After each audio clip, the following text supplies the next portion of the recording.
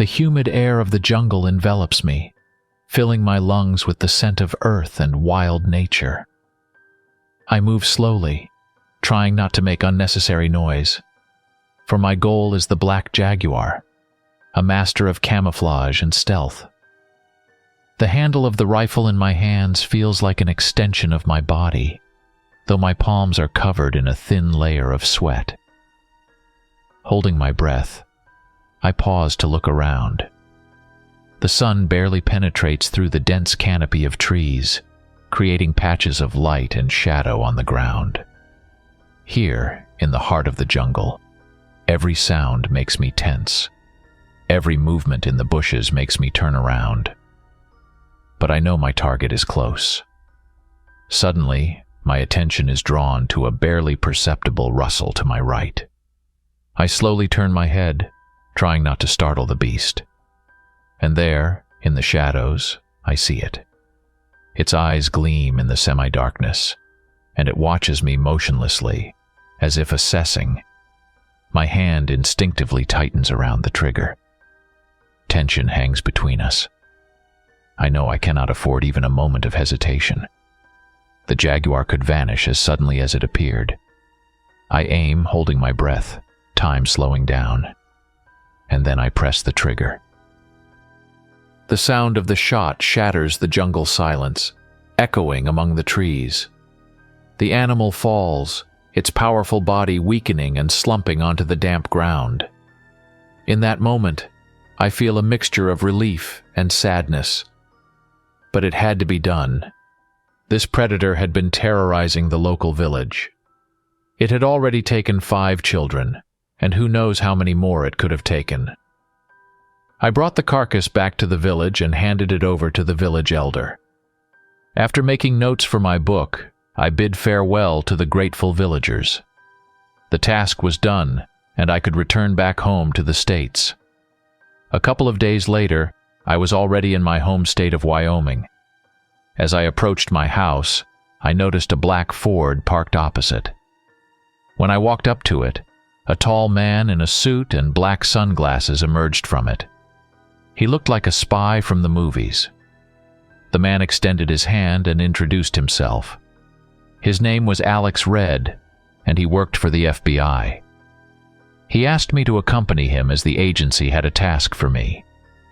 Surprised but not refusing, I left my camping gear at home and got into the car with him, heading off in an unknown direction. Soon we arrived at a small gray building. Parking beside it, we got out of the car. A serious-looking guard stood at the entrance, conducting a thorough check before allowing us to proceed. Passing through narrow corridors, we entered a small room where several other people were already present. Among them was a woman around 40, dressed modestly, and a man about 35 wearing a hat. At a table nearby sat another man, roughly my age, dressed in khaki clothing. We entered, and Alex gestured for me to take a seat. Then he approached the screen in the center of the room and began to explain why he had gathered us. "Firstly, before you, there's a contract you must sign," he said. "It states that what's said here must not be disclosed, as it's classified information. Breach of confidentiality could lead to imprisonment." I took the sheet and read it carefully. It was serious business, and as a former military man, I was familiar with such procedures. After reading it a couple of times, I signed and handed it back to the agent. My neighbors did the same.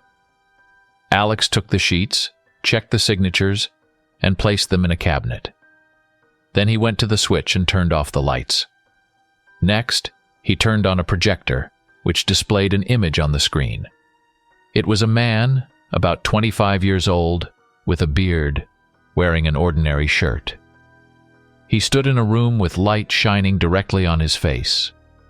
Nothing remarkable, except for his gaze. Squinting from the light, he looked into the camera with hatred, as if he had seen his fiercest enemy. Then Alex switched the slide, and the photo we saw shocked us. The woman sighed and leaned back, while I held my breath. Surprisingly, both men reacted calmly, with one of them just tilting his head slightly. I looked back at the screen. It was the same room, but instead of the man, there stood a creature.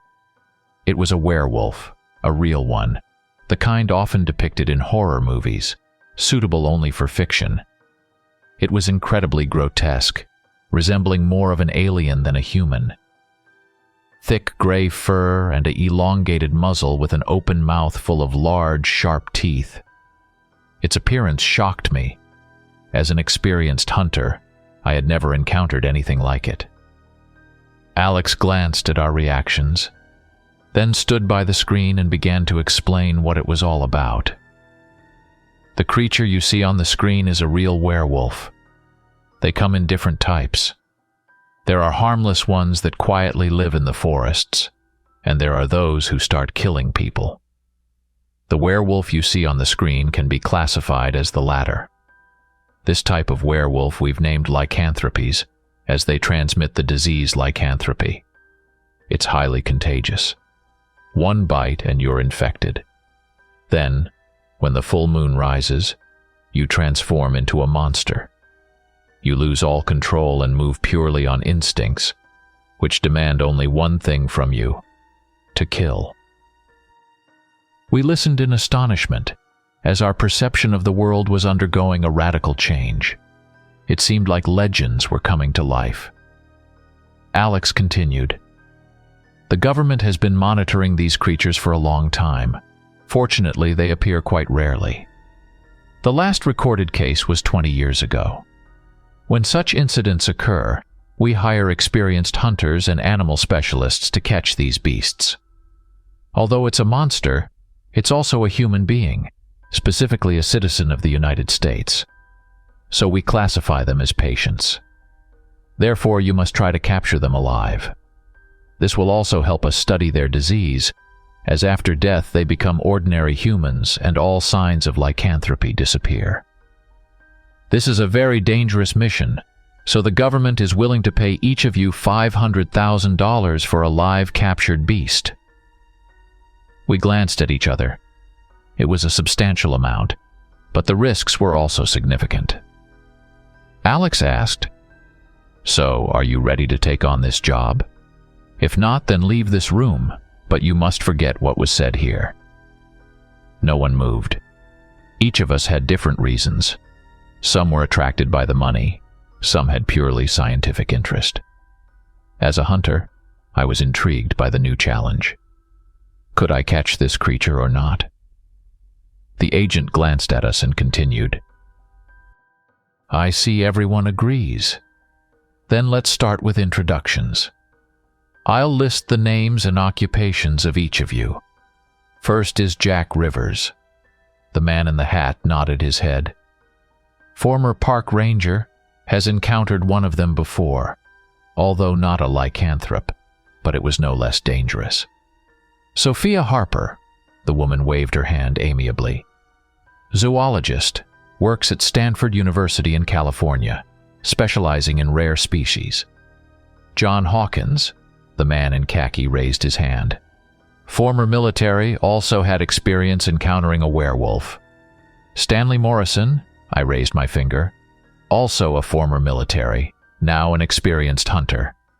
As far as we know, you've been to all continents and have hunted many dangerous animals. Since you're the most experienced in this matter, you're appointed as the senior. During this mission, this building will be your base, and will provide you with weapons and everything you need. Now let's finally get down to business. Our target is in the Rocky Mountains, hiding in the forest at their foothills. We don't know who the person behind the werewolf mask is, so you need to be careful.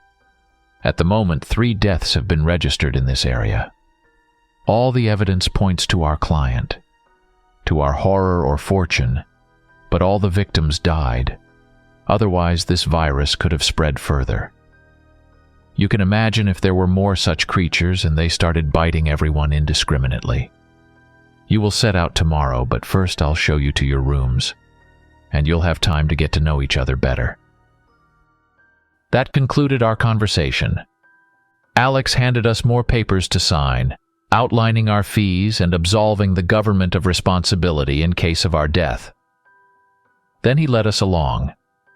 We entered a spacious living room, greeted by the warm glow of soft lighting and a cozy atmosphere, which immediately created a sense of homely comfort. There were 4 doors in the living room, each leading to a separate bedroom, lined along the walls of the room. Without hesitation, I headed towards the furthest left door, deciding that it would be my temporary refuge.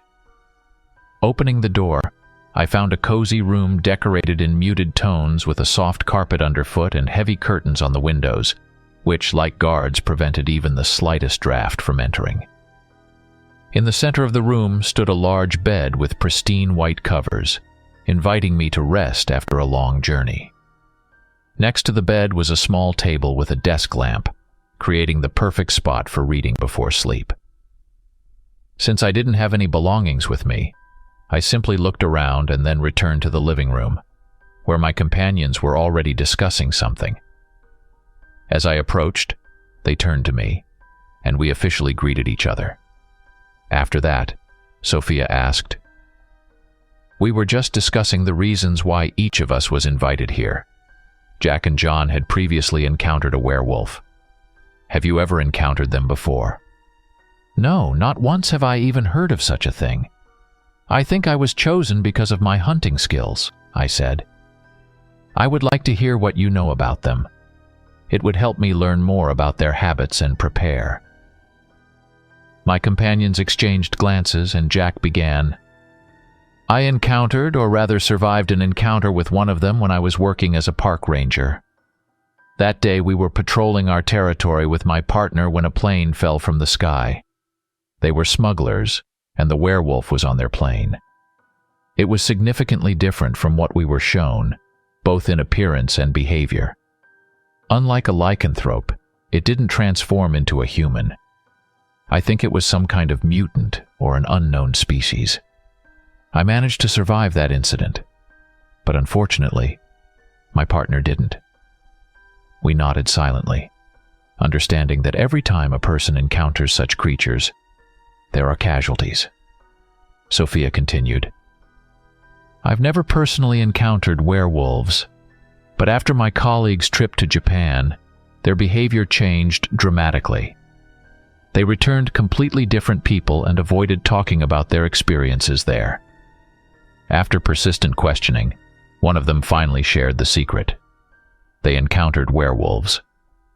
At first I was skeptical about their story, but then, delving into the study of this topic, I found plenty of confirmations of such encounters on the internet. This prompted me to create a database and start studying the folklore of various cultures. From America to Asia, I found mentions of werewolves, which only strengthened my belief in the reality of these creatures. My research continued until one day an FBI agent called me, and now I'm here. I silently listened to their stories, which were fascinating.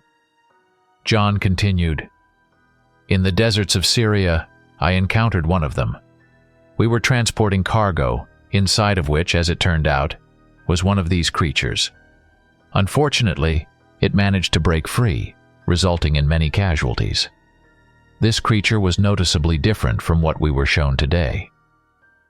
As he finished his story, we began to ponder the information we had received. It turned out that there are many varieties of werewolves, and we were about to encounter the most dangerous of them. At that moment, Alex entered the living room, holding a folder in his hands. He approached me and handed it to me, noting that the folder contained all the information about werewolves that they had been able to gather up to that day.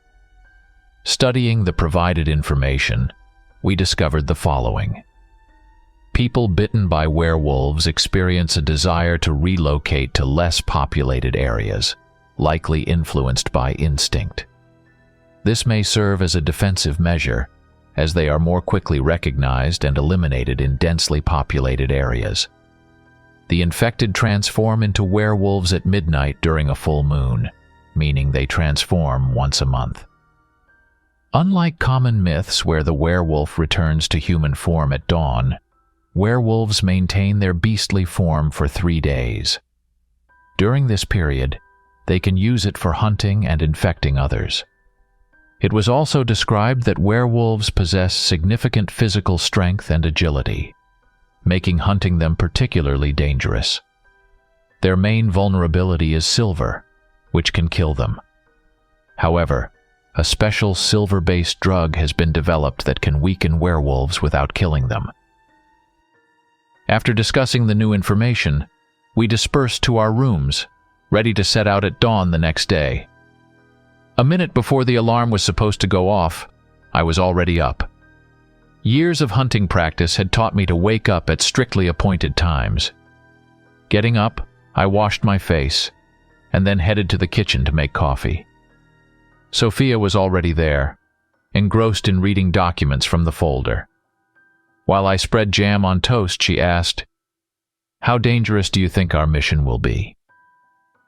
"Any hunt for large game involves risks," I replied, chewing on a piece of toast. "But considering you don't have physical training, it would be better for you to coordinate our group without participating directly in the hunt. Maybe I should at least learn the basics? Could you teach me?" she suggested hopefully. Perhaps, if there's time," I reluctantly agreed. Sophia smiled happily, set the folder aside, and poured herself some coffee. It wasn't long before the other members of our team woke up as well. Shortly after we finished our morning discussion, Alex entered the kitchen. His appearance immediately caught our attention, as his expression and determined gaze heralded the beginning of serious preparation. "It's time for you to see the armory," he said, gesturing for us to follow him. We followed Alex through the narrow corridors of the building until we reached a massive door. With ease, he unlocked it and led us inside, where we were greeted by a sight worthy of admiration. The walls of the armory were adorned with a wide variety of weapons, and equipment for hunters was neatly arranged on shelves. The arsenal included both modern firearms and more exotic weapons designed specifically for combating unusual adversaries such as werewolves. Alex began to explain the purpose of each item, emphasizing the features that might be useful in our mission. He showed us lightweight but sturdy jackets and vests capable of withstanding bites and scratches, as well as various devices for night vision and tracking. We marveled at the presented equipment, assessing each item. Alex allowed us to try on and select the necessary gear, paying particular attention to selecting weapons that would best suit each of us based on our skills and experience. "These are tranquilizer bullets, specifically designed to immobilize werewolves without killing them," he explained, pointing to the bullets wrapped in blue shells. "And these are silver bullets. They can kill such creatures. Use them only as a last resort if you find yourself in mortal danger. As I mentioned earlier, it is crucial for us to capture them alive." After changing into expeditionary clothing, we stepped outside, where our transport awaited us, a sturdy off-road vehicle. Looking around, I noticed that our group looked like seasoned hunters, which shouldn't raise any suspicions from outsiders. Leaving the hustle and bustle of the city behind, we headed towards the remote corners of the Rocky Mountains. Traveling in the off-road vehicle allowed us to traverse diverse landscapes, from green meadows strewn with flowers to dense forests. As we approached the mountains, the landscape became increasingly grandiose.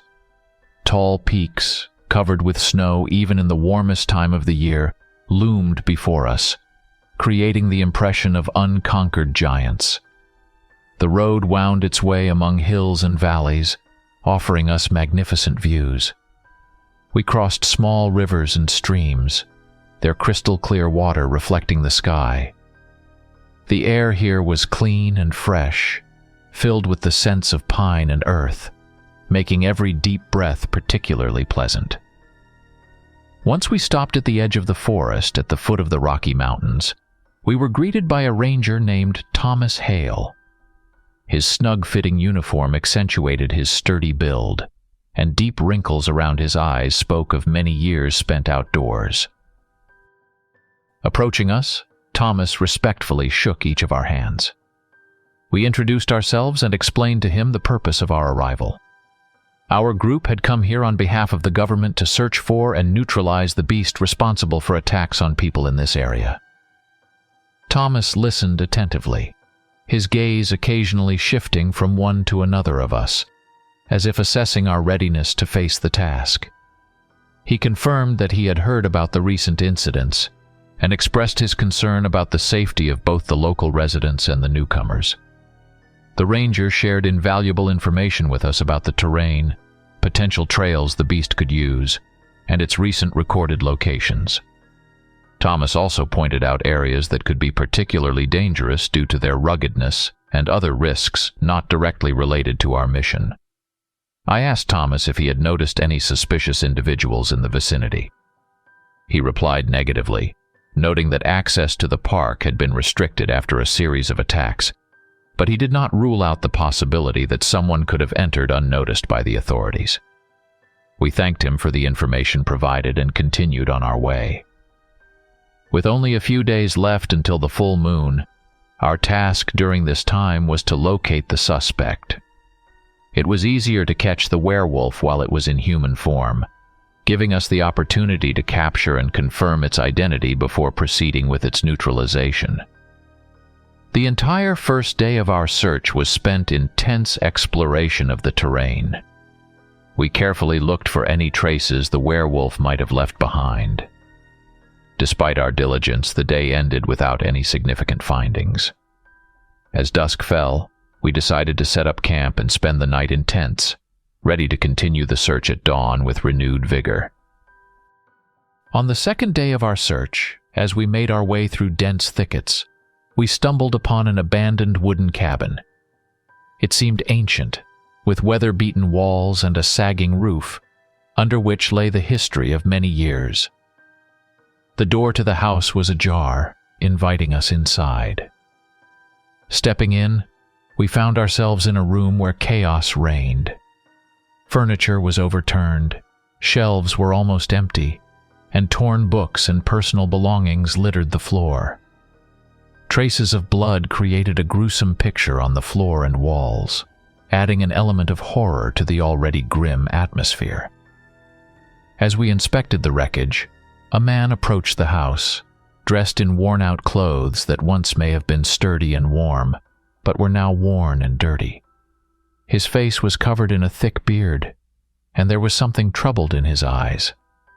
The man introduced himself as Marcus. Marcus greeted us with suspicion and asked what we were doing in such a remote place. In turn, we asked him about the reasons for his presence here, and whether he had noticed anything unusual lately. His answers were vague and raised more questions than answers. Everything in his behavior and the environment around indicated that he might be connected to our investigation. I glanced at Jack, then looked at John. He nodded. We surrounded him from three sides while Sophia couldn't understand what we were about to do. John stood opposite the suspect and said, "Excuse me, sir, but we ask for your cooperation. Could you stay with us for a while?" "What? What do you want?" "I'm not guilty, I swear. Why do you want to detain me?" Marcus replied, stepping back and stuttering. "We won't harm you. Just ask you to stay with us until midnight." The man got scared and tried to run away, but we grabbed him and tied him up. Sophia was outraged by our actions and looked at us reproachfully. We simply shrugged. We had no choice. There were only 6 hours left until midnight, and in that time we would hardly be able to find anything. And this man was extremely suspicious. We tidied up the house and moved the man inside. He continued to struggle, but soon calmed down. We brought some firewood and lit a fire in front of the house. Then we grilled some meat and fed the man. At first he refused, but the smell of food hit his nose and he gulped it all down, apparently very hungry. It was 11:45 on the clock, and we were ready. Earlier I had briefed everyone, especially explaining to Sophia what to do and how. We stood surrounding the man, tying him even tighter, and aimed our weapons loaded with tranquilizers at him. The man initially protested, but when we pointed the gun barrels at him, he visibly wilted. Then he started crying and murmuring some prayer. We exchanged awkward glances. Sophia looked disapprovingly at it all. But what could we do? It was always better to be safe than sorry. It was 11:55 on the clock. Suddenly someone began knocking on our door, which we had previously locked. "Hey, who's inside? Open up. Visiting this park is forbidden." We heard a familiar voice. It turned out to be our acquaintance, Park Ranger Thomas Hale. He persistently knocked on the door, to which I responded, loudly stating that it was us and the situation was under our control, urging him to step back. The knocking stopped for a moment. Then, through the gap in the door, which turned out to be wide enough, I noticed his eye. Thomas apparently saw the scene before him and demanded explanations about what was happening. John couldn't hold back and replied for him to mind his own business and bug off. It was 11:59 on the clock. We were incredibly tense and kept our eyes on the man. He continued to sob and hum something under his breath. Midnight struck, and the tension in the air reached its peak. Suddenly, the lantern illuminating the room began to flicker, which scared Sophia. But nothing happened. I double-checked my watch and realized we got the wrong one. Suddenly, I heard some noise in the yard. I walked to the door, opened it, and looked outside. There, with his back to us, stood our familiar ranger. His head was lowered as if he were looking for something on the ground, his shoulders trembling as if he were holding back laughter. Then he raised his head and howled. My partners also looked out and stared in shock at the scene. And then it started. The transformation. It was my first time seeing something so terrifying and disgusting. The ranger began to tremble madly and emit horrible moans of pain. His arms elongated, and before our eyes, his entire body began to be covered with fur, his clothes tearing in places, his boots splitting with a pop and flying apart in different directions, revealing huge paws with claws. The transformation ended, and the creature still stood with its back to us, breathing heavily, steam coming out of its mouth. Then it slowly turned its head towards us. Our gazes met. A horribly grotesque and frightening wolf face looked at us. I fired. The creature roared and lunged towards us. I hit it in the shoulder, but it didn't stop it. It leaped towards me, and I quickly threw myself backward and closed the door. The werewolf crashed into it and tore it off its hinges, which stopped its momentum and gave us time to open fire. A barrage of bullets flew at it. It, wounded, roared and leaped into the night. We chased after it, but saw that it had managed to disappear into the bushes. We looked around in bewilderment. Then I glanced at the man, who had become an unwitting participant in our hunt. But he had already lost consciousness from this horrible scene. We untied him and laid him on the bed in the corner. Then we packed our things and prepared to leave. Sophia was against leaving him like that, but I was sure the werewolf wouldn't come back. And the man, waking up in the morning, would think it was just a nightmare. We left and soon found ourselves at yesterday's parking spot. We didn't pursue the werewolf, as we could turn from hunters into prey. At night, with poor visibility, this creature could leap out from any bush. In the morning, we began discussing our next steps. Since the werewolf had transformed, we had 3 days to catch it. Then Sophia asked a question. If in 3 days he will transform back into a human, why don't we just wait it out? We know his identity. We'll just catch him when he's human. That's unacceptable. I shook my head negatively. You saw that the park is closed, but there was a man here. How many more people could be here? It's a big risk. There could be killings or infections. That's why the government hired us to catch the monster, not the man. Everyone looked at me as the most experienced hunter, waiting for me to decide. I proposed my version, and everyone frowned, pondering what I had said. A couple of hours later, I sat and looked through binoculars, surveying the surroundings.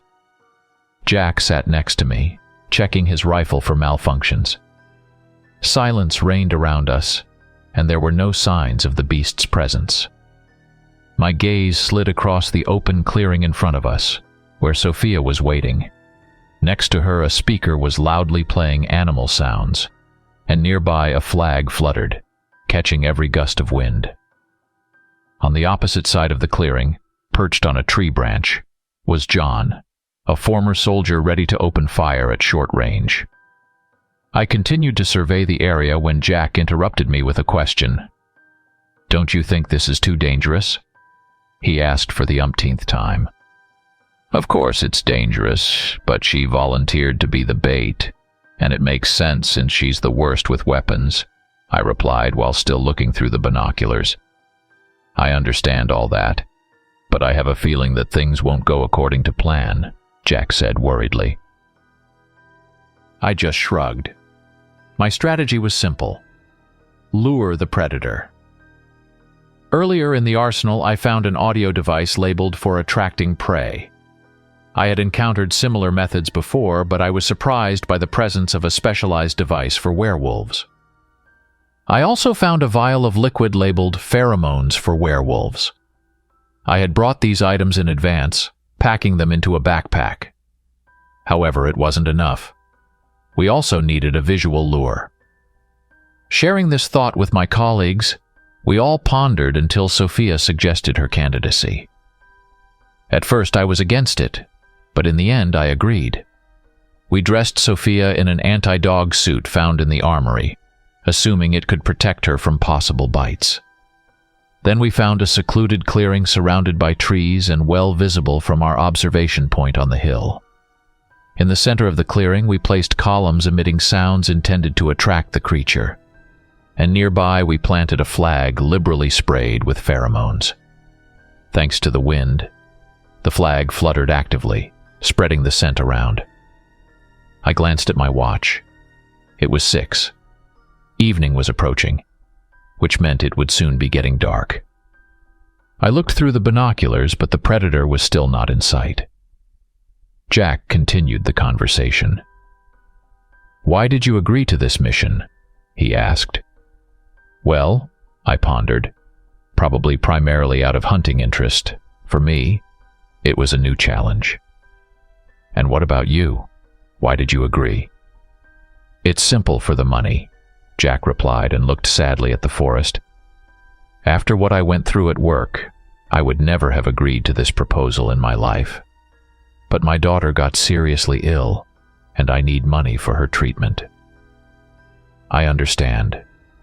I think success awaits us, and everything will be fine with your daughter," I said. "I hope so," Jack replied sadly. Suddenly I caught movement with my eye. Something was descending from the mountain and running towards Sophia. Could it be our client? I took a closer look, and shivers ran down my spine. We lured the wrong one. Among the bushes and trees, a large, hairy figure was running. It was a bear. I urgently shouted into the radio, "Sophia, you need to leave immediately. A bear is approaching you. Do you hear me?" "What?" "Yes, but in this suit, I won't be able to run far. But I'll try." She panicked and replied. Jack, a former ranger, knew how to distract the bear. He ran towards Sophia. Meanwhile, I continued to survey the surroundings, and suddenly I spotted another movement. Upon closer inspection, I realized it was the werewolf this time. It was running directly towards the bear. I immediately reacted and shouted into the radio, "Alert! A werewolf is also approaching us. Be ready. Jack, don't get closer to Sophia. Take your position. John, be ready to open fire. Sophia, follow the previously prepared plan. I finished the message and grabbed my rifle. It was a legendary .338 Lapua Magnum, capable of hitting targets over a mile away with a large caliber. I lay down, took aim, and looked through the scope. Then I turned on the radio and continued to coordinate the team. Bear at 2 o'clock. We'll be here in about a minute. Werewolf at 10 o'clock. Looks like they're in for a pleasant meeting. Soon, the bear emerged onto the clearing, roaring as it charged towards Sophia. She continued to stand her ground, while the bear closed the distance. Suddenly, from another part of the clearing, the werewolf leaped out. It was incredibly fast, but surprisingly, it wasn't running towards Sophia but towards the bear.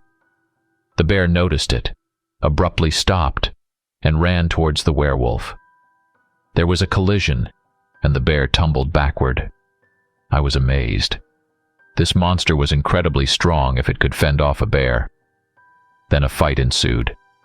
The werewolf sank its teeth into the bear's neck, tearing at it. The bear roared in pain, trying to shake off the werewolf. However, the werewolf held on firmly, and soon the bear fell lifeless, its head dangling on a piece of skin. The werewolf, still not satisfied, continued to feed on its blood. Then it stood up, lifted its head in ecstasy, and howled. A chill ran down our spines. After that, it turned towards Sophia. I roughly estimated the werewolf's strength and realized that her flimsy costume wouldn't protect her. I shouted into the radio to open fire. Shots rang out. Some bullets hit their target, causing the werewolf to howl in pain. I took a shot and hit its leg, sending it sprawling to the side. I reloaded my rifle, but at that moment, the creature leaped up and lunged towards the trees. Jack was sitting there, having climbed a tree earlier, firing at the werewolf. Though wounded, the creature dodged actively, zigzagging as it ran. Then it jumped high, very high. I aimed and fired. I hit it, but the creature still managed to reach Jack and knock him off the tree. I didn't shoot because there was a chance I might hit Jack. I was ready to run, but then I saw Sophia running to help. Awkwardly shuffling in her costume, she headed towards Jack with her secret weapon. I calmed down and took my position again.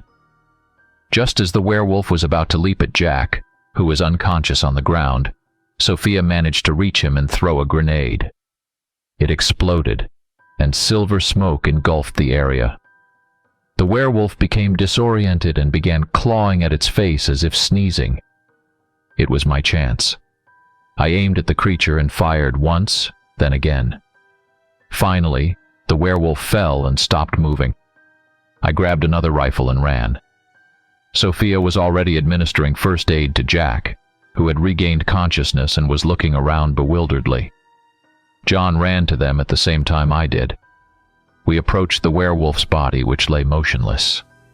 It was still breathing. The bullets didn't have a strong armor-piercing effect, but they contained tranquilizers that were finally taking effect. John decided to flip the body over, and suddenly the werewolf opened its eyes and swatted at John with its hand. Luckily, he reacted in time, being a former soldier, so the blow wasn't fatal. I opened fire with the rifle. The creature convulsed and froze. I ran to John, but he had already gotten up. I breathed a sigh of relief. I pulled a syringe from my bag and filled it with an additional dose of tranquilizer. Then I injected it into the werewolf. That should do it. Then I checked on my companions. Jack had a broken arm but was otherwise okay. We exchanged relieved glances. The job was done, but shock and horror still lingered on our faces. I contacted Alex via radio, and soon people arrived to transport the werewolf's body.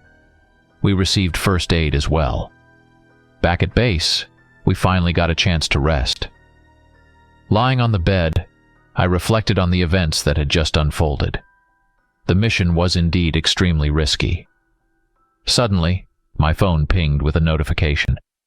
The message read, $500,000 has been deposited into your account. I was surprised by how quickly the agency processed the payment. My surprise quickly turned to joy, but not for my own gain. I was happy for Jack.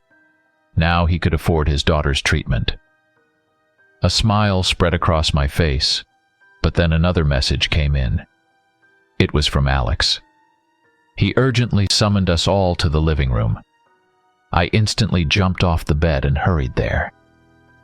In the living room, Sophia was already present, and Alex was visibly agitated, pacing back and forth. It didn't take long for the rest of us to join. Alex looked at us and, with evident regret in his voice, began to speak. "I'm sorry to interrupt your well-deserved rest, but we need to urgently go to a certain place. It will be your next mission." We exchanged dismayed looks but didn't refuse the task, except for Jack, who stayed at the base due to his injury. Leaving the building, we got into the car and drove for a couple of hours until we reached the forest. Turning off the main road, we continued along a newly cut trail, with freshly felled trees still lying around. After about half an hour, we arrived at our destination, where towering pines and dense undergrowth greeted us. The area was fenced off, with an open metal hatch at its center. Alex was the first to climb down, and we followed suit. Descending, we soon saw light and found ourselves in the corridor of an underground structure. There were many people here, engaged in lively conversations and discussions. Alex led us further down the corridor. It wasn't long before we stopped in front of a door guarded by 2 security personnel. Showing his pass, Alex secured our entry. Inside, we were greeted by a spacious, well-lit laboratory. At its center stood a huge capsule, surrounded by a group of scientists in white lab coats. Asking the scientists to clear the space, Alex approached the capsule. Once the scientists dispersed, we saw a sight that shocked us. In the capsule, filled with green liquid, floated a huge, grotesque wolf's head. Its gaze seemed so realistic that it felt like it could come to life any moment and pounce on us. We stood there, unable to tear our eyes away from this monster. Alex, approaching us, began to speak with noticeable concern in his voice. "Are you surprised? I was shocked too when I saw this creature. So we need to unravel its origin. And that will be your next task." We didn't know what to say.